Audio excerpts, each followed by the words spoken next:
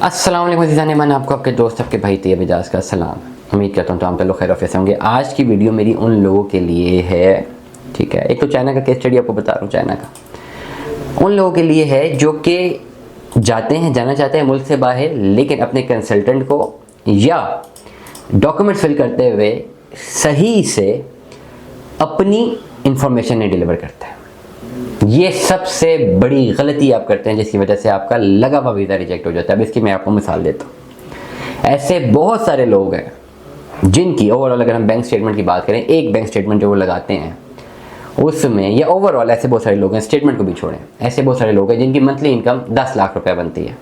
उनका monthly expense 4-5 lakh रुपये होता है। 5 लाख रुपये उनके पास सेविंग्स होती हैं और वो इसलिए विजिट वीज़ा पे जा रहे होते हैं कि उन्होंने घूमने फिरने का उनका शौक होता है। वो चाहे ब्राज़ील अप्लाई करें, यूके अप्लाई करें, कनाडा अप्लाई करें, वो 4-5 लाख रुपए एक बंदे की सेविंग है, उसको घूमने फिरने का शौक है, वो विजिट वीज़ा अप्लाई कर देते हैं। ये उसका हक बनता है, अप्लाई कर सकता है। लेकिन वीज़ा रिजेक्ट हो जाता है।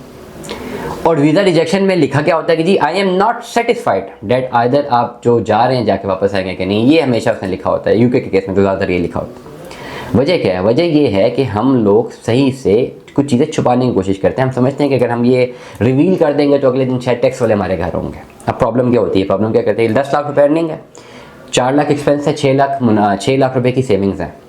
एप्लीकेशन फिल करते हुए ये बताते ही नहीं है, और बैंक स्टेटमेंट भी वो वाली लगा देते हैं जिसमें तो करोड़ों रुपये की ट्रांजेक्शन शो हो रही होती हैं या इससे बहुत कम शो हो रही होती हैं। ऐसी बैंक स्टेटमेंट लगाते ही साथ नहीं है जो कि अर्निंग को और उसको मैच कर रही हो। बोल क्या देते हैं जी एक्चुअल 10 लाख की अर्निंग है, 4 लाख रुपये एक्सपेंस कर रहे हैं, 6 लाख बचत है, लेकिन प्रोफाइल में लिख दिया जी अर्निंग सिर्फ 1 लाख रुपये, एक्सपेंस ही 80,000 रुपये, या अर्निंग 2 लाख रुपये। क्योंकि उनकी साइकोलॉजी में ये हो रहा होता है। ये नॉर्मल एक फैक्टर है, लोग इसको एग्री करें डिसएग्री करें, 90% लोगों के साथ ऐसा होता है। जब वो फॉर्म फिल कर रहे होते हैं, जब उनसे पूछा जाता है ना कि ये आपकी मंथली इनकम कितनी है, तो वो उनकी साइकोलॉजी कह रही होती है भाई अभी यहाँ पे कुछ भी अमाउंट लिखी ना, लाखों में 10 लाख 12 लाख, तो सुबह जो है ना FIA या FBR हमारे घर बैठी होगी जी ये आपने क्यों भरा है। भाई काम ही नहीं है, वो दानों का अलग काम है, उन्होंने आपकी टैक्स रिटर्न देखनी है।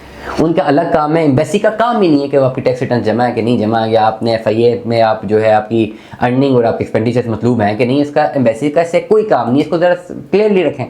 एम्बेसी का हाइपोथेसिस क्या है कि भाई आप जाएंगे वापस नहीं आएंगे। अब आप एम्बेसी को ऐसा केस शो करेंगे जिसमें 2 लाख आपकी अर्निंग है, आपका 1 लाख एक्सपेंस है, 1 लाख आप महीने का बचा रहे हैं, ये $1000 भी नहीं बनता है। एम्बेसी वाला कहेगा यार ये मुझे बेवकूफ़ बना रहा है, $1000 के पास सेविंग है, लाख रुपए की वैल्यू नहीं बनती। ये मुझे कह रहा है कि मैं जाके 10 दिनों में वहाँ पे जाके 20 लाख रुपए लगा के आऊँगा। ये तो झूठा केस है, इसको फ़ौरन रिजेक्ट करो। क्योंकि आपकी अर्निंग भी 10 लाख थी, आपने 4 लाख रुपये आपकी जो ओवरऑल एक्सपेंस से 6 लाख की आपकी जो है सेविंग्स है, 1 साल से पड़ी हुई है, 60 लाख आपके पास पड़ा हुआ। 20-25 लाख रुपया जाके उड़ाना भी जाए तो आपको कोई मसला नहीं है, लेकिन आपने डॉक्यूमेंट से सही से उसको जस्टिफाई नहीं किया, आपने इस एप्लीकेशन में नहीं लिखा, वीज़ा आपने रिजेक्ट करवा दी। सेम केस फॉर चाइना जब आपकी बैंक स्टेटमेंट का मामला आता है, same case for Brazil, same case for UK, same case for Canada, same case for Schengen. Visit visa जहाँ जहाँ अप्लाई करना है वहाँ पे ये गलती करते हैं आप लोग। ऐसी गलतियाँ मत करें। और हमेशा बैंक स्टेटमेंट को जस्टिफाई करने के लिए भाई या तो आप खुद मिनिमम मास्टर्स ऑफ इकोनॉमिक्स में, या आपने ACCA किया हो, या आपने CA किया हो, और या ओवरऑल इकोनॉमिक्स से रिलेटेड कोई भी टर्म में आपने मास्टर या MPhil किया हो, तब अपनी बैंक स्टेटमेंट की जस्टिफिकेशन बनाएं।